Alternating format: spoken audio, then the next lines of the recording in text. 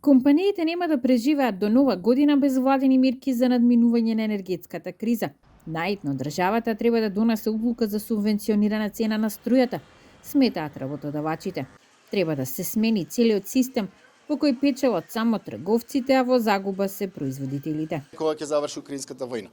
Така да не може компанија да на некое нивно чувство дека ќе заврши за 2 месеца да зема кредити, да ги покрива загубите, а потоа може би загубите ќе бидат уште поголеми. Тогаш фактички ќе пропадне све. Не може да ги врати кредитите, ќе мора да се прогласи стечај, затварање на компанијата и напушира сите работници. Ја мрзнеме маржата, а што правиме со цените?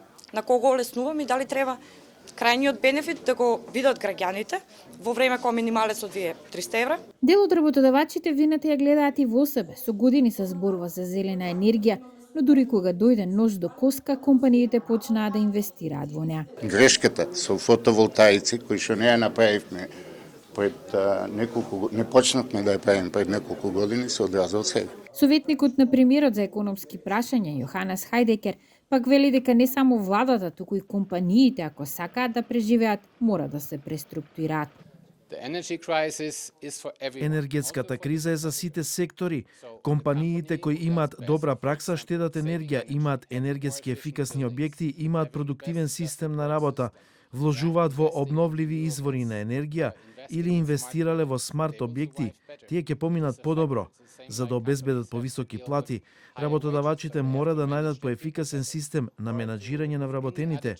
Ова не е прва криза, не е ниту прва енергетска и затоа оние што се најбрзи во преземањето мерки ќе преживеат.